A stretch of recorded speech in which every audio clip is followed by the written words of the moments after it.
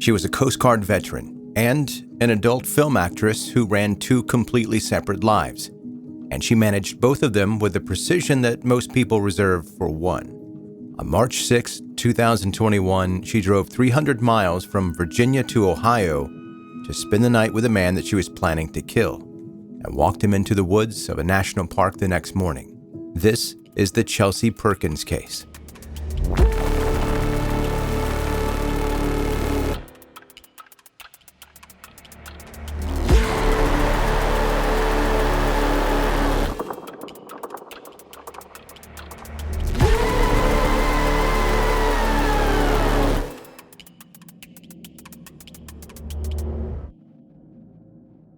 There's something you have to understand about Chelsea Perkins before any of the rest of this makes sense.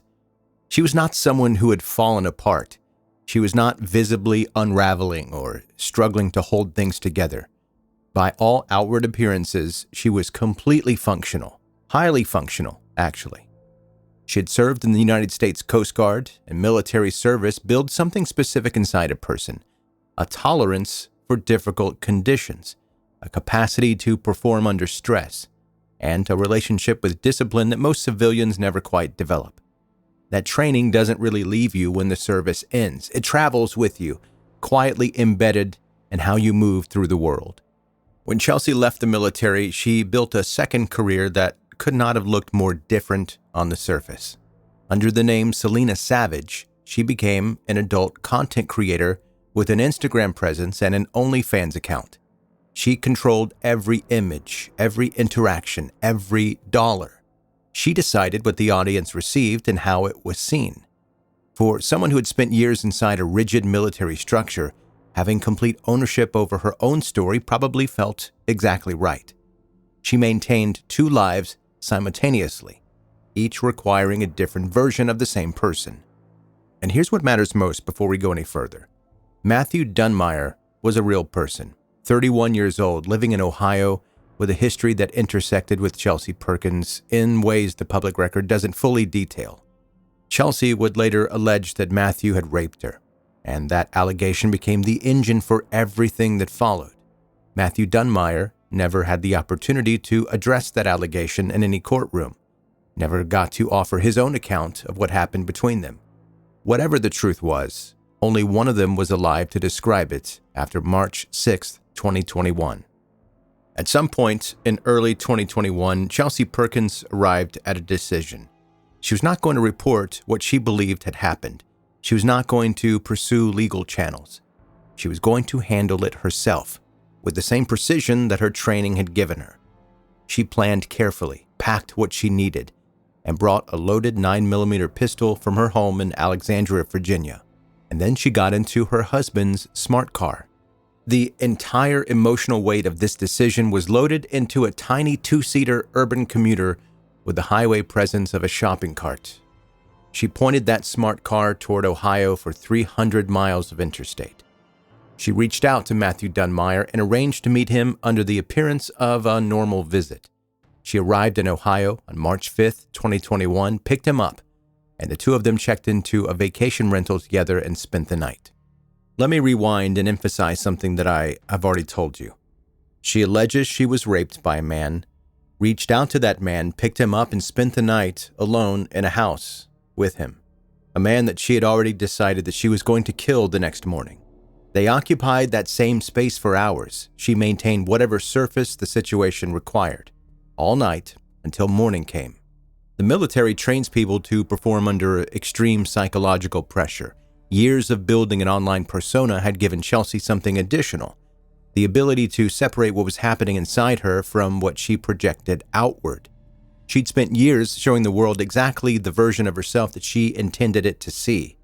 Whatever was happening inside that rental that night, the outside held completely. When morning arrived, she drove Matthew Dunmire to the Cuyahoga Valley National Park. The park is beautiful, by the way. If you've never seen photos or been there yourself, it's absolutely stunning.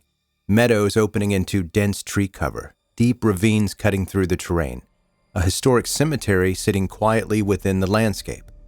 The Terra Vista Natural Study Area draws school groups and families looking to learn about local ecosystems. is very much not a place anyone expects to become a federal crime scene.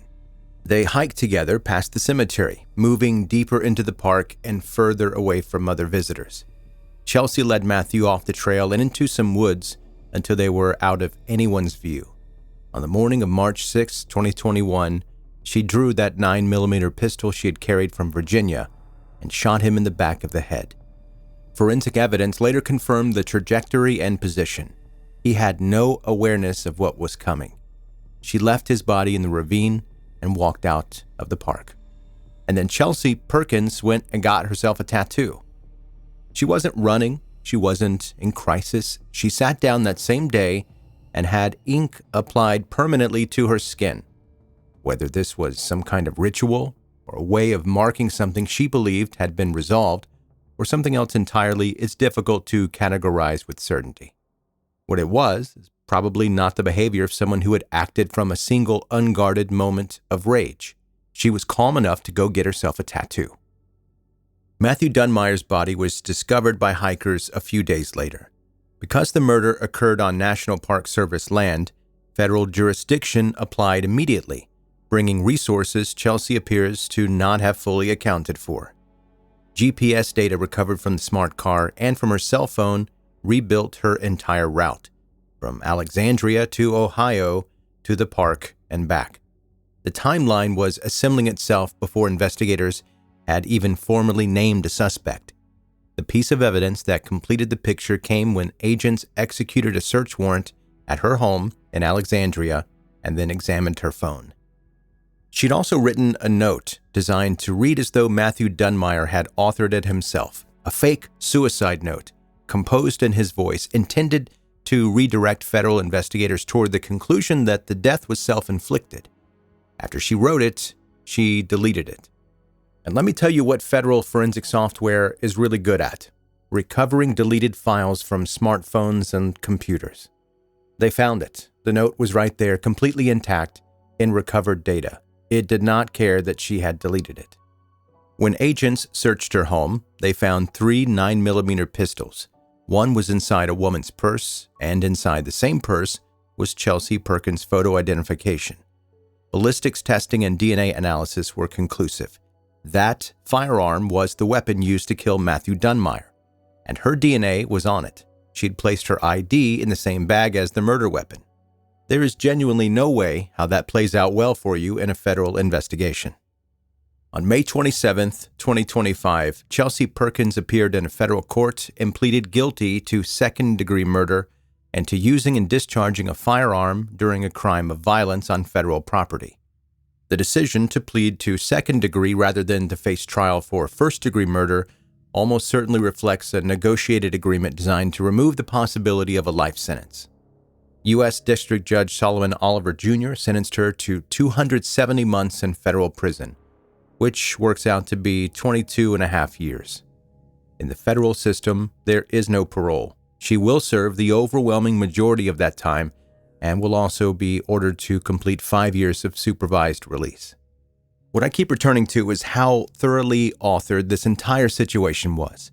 Chelsea Perkins had spent years controlling the narrative completely. What Selena Savage looked like, how she presented it, what the audience received.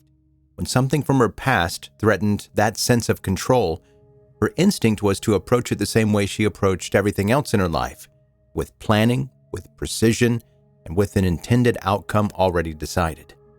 The fake suicide note makes the premeditation impossible to argue around. She didn't write that in a blind panic at the scene. She wrote it around the same time his body was being discovered by hikers, days after returning to Virginia, composing a letter in a dead man's voice designed to misdirect the federal investigation. She thought about who would read that note. She thought about what she needed them to believe. Matthew Dunmire was 31 years old. He walked into a national park with someone he knew and did not come home. Whatever history existed between them, he was not alive to offer his account of it. His story ended in a ravine off a trail in a place where most people go to feel more connected to something quiet. He may have been guilty of the rape. We don't know. But now Chelsea Perkins is serving her sentence in federal prison. The 2 lives she maintained so carefully for so long have collapsed into one. The smart car is parked somewhere. Selena Savage has gone quiet. The Cuyahoga Valley still has its trails, its cemetery, and its ravines. It just carries a different weight now for anyone who knows what happened there.